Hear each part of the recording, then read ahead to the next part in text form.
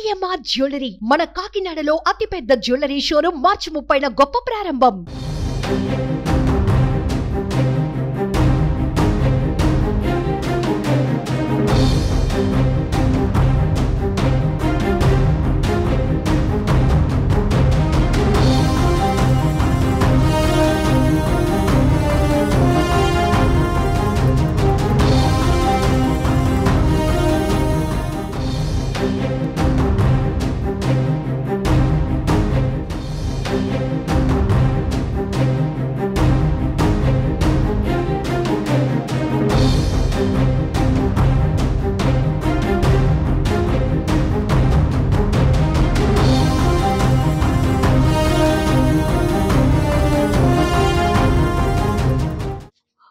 నిన్న జరిగిన ఒక దురదృష్టకరమైనటువంటి సంఘటన.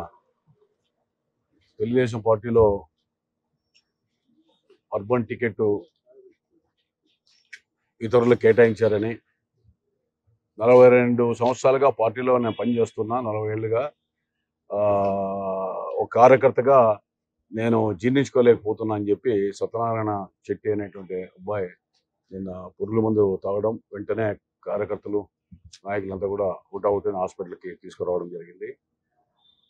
ప్రాణ పరిస్థితుల్లో ఉన్నటువంటి వాళ్ళకి ఆరోగ్యం నిలకడగా ఉంది. ఐసీయూ నుంచి ఇప్పుడే బయటకు వచ్చాడు. ఆయన పరామర్శించి రావడం జరిగింది. అంటే కార్యకర్తల మనోభావాలు ఏ విధంగా ఉన్నాయనేటువంటిది. అదేవిధంగా నేను కూడా చెప్పాను, మీరు ఒకరు ఇద్దరు ముగ్గురు ఇలాంటి ఒకరికొకరు చూసుకొని మరొకరు దీన్ని మార్గంగా ఎంచుకొని ప్రాణాలు తీసుకుంటే ఏమి జరిగేది లేదు. ఎందుకంటే రాజకీయమే ఒక స్వార్థపూరితమైనటువంటి చింతతో ఉండేటువంటిది. స్వార్థ రాజకీయాల్లో మీరెందుకు ఈ విధమైనటువంటి ఉచ్చుల్లో పడతారు? తర్వాత మీ కుటుంబాలు కానీ మీరు కానీ విధులు పడేటువంటి పరిస్థితి రాకూడదని కూడా నేను పిలిపిస్తా ఉన్నా. ఎందుకంటే అభిమానంతోనూ తర్వాత ఉన్న ఆవేదనతో ఇలాంటి నిర్ణయాలు తీసుకోవడం వల్ల ఒరిగేది ఏమి ఉండదు. ఎందుకంటే ఎవరో నిర్ణయం తీసుకున్నటువంటి దీనికి రెట్టింపు ఉత్సాహంతో ఆత్మస్థైర్యంతో పోరాడాల్సిన బాధ్యత కార్యకర్తలకు ఉంది, నాయకులు కూడా ఉంది.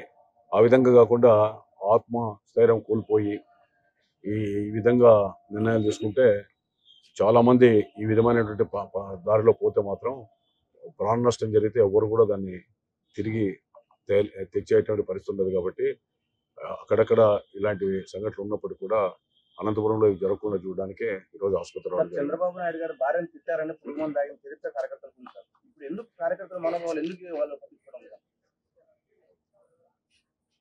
అది చంద్రబాబు నాయుడు గారు ఆ విధమైనటువంటి వ్యక్తుల గురించి ఆలోచించాల్సిన బాధ్యత ఆయన మీద కూడా ఉంది. ఎందుకంటే ఆ రోజు అనంతపురంలో కూడా అదే జరిగింది సంఘటన. ఆమెను మాట్లాడారని నారా భువనేశ్వర్ గారిని విగ్రహం దగ్గర పడితే ఆ రోజు కూడా హుటాహుటిన బెంగళూరుకి వాళ్ళని తీసుకొని పోయాను. మరి దానికి చంద్రబాబు నాయుడు గారి విచక్షణకే వదిలేస్తున్నాం. ఎందుకంటే ఆయన ఆలోచించాలి. అది దాని మీద అలాంటి వ్యక్తుల గురించి కూడా ఆయన ఆలోచిస్తే సౌగా ఉంటుంది.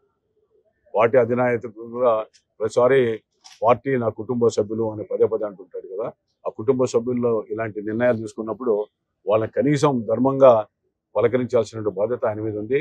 వాళ్ళ యోగక్షేమాలు తెలుసుకోవడమే కాకుండా వాళ్ళని బాగోగులు కూడా చూడాల్సిన బాధ్యత కూడా ఆయనకు ఉంది. మరి ఆయన విజ్ఞతగా వదిలేస్తారు. తెలుగుదేశం పార్టీ కార్యకర్తలు దుఃఖసాగరంలో ఉన్నారు. వాళ్ళని ఏ విధమైన నేను ఒకటే చెప్పాను, ఇంకా 2-3 రోజులలో ఈరోజు రేపు ఎల్లుండి పత్రికా సమావేశం పెడుతున్నాం.